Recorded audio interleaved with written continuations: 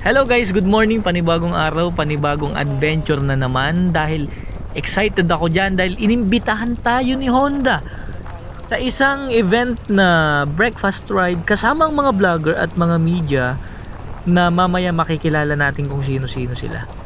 So medyo late na nga tayo dyan dahil alas 7 yung usapan, kailangan nandun na, pero alas 6 ng umaga nagbibiyahe pa lang ako. Sinadya ko yun guys para ipakita sa inyo kung gaano kabilis ang isang PCX 160. O diba napakabilis lang. Nakarating nga pala ako dyan sa Honda Safety Driving Center 6:45 ng umaga. So dyan guys, nag warm up muna kami dyan sa may Honda Safety Driving Center. Pagkatapos namin yan na mag breakfast, mag-almusal, magkape, tsaka tinapay, tapos briefing sa magiging route ng rides namin. Mga ilang minuto lang ay nag-ready na kami para simulan na ang rides namin. So hindi pa natin napakita kung sino-sino yung mga vlogger, media na naging kasama natin dyan. Pero mamaya makikita nyo guys. Eto nga pala si tropa, si Onel TV. Yan, napakaangas. Binabaybay namin dyan yung service road ng Paranaque. Tapos dadaan kami ng C6, mag-Antipolo kami, at dadaan kami ng Marilake. At nakarating na nga kami guys dito sa Antipolo, at mag-i-stop over muna kami doon sa Shell Buso-Buso para magpahinga saglit at sa mga briefing at instruction na ibibigay sa atin ni coach, at para i-meet pa natin yung ibang mga vlogger at media na makakasama natin. So nag-stop over na kami dito sa Shell Buso-Buso habang hinihintay natin yung ibang mga kasama, lalo na si Ecomoto PH.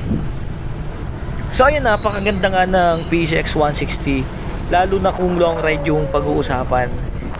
Hindi ka talaga bibitinin, lalo na sa speed, masasatisfied ka sa bilis ng 160. At yung comfort ng paa mo sa apakan, at kahit madaan ka sa lubak ay hindi mo ramdam.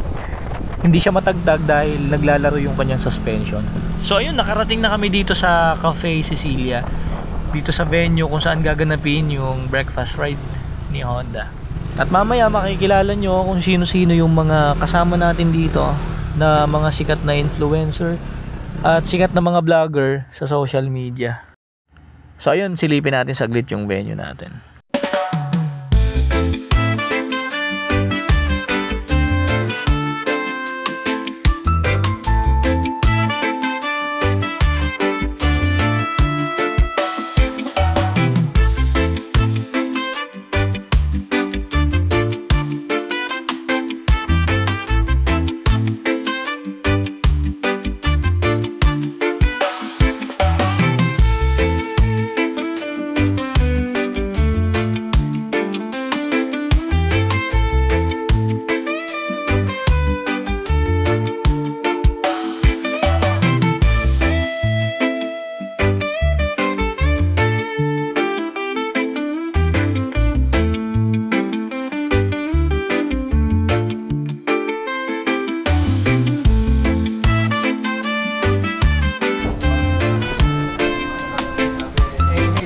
So dito na kami guys sa taas para ganapin yung breakfast at yung mga ilang palaro ni Honda at ibang mga paraffol na talaga namang bumabaha ng mga pagkain at mga prizes, at talaga namang nag-enjoy kami lahat guys.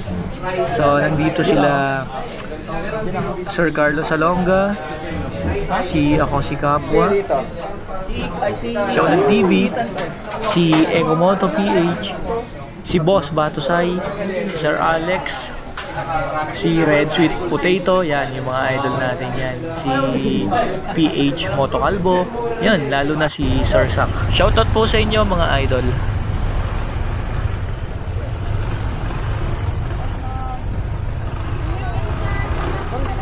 Thank you. Thank you po.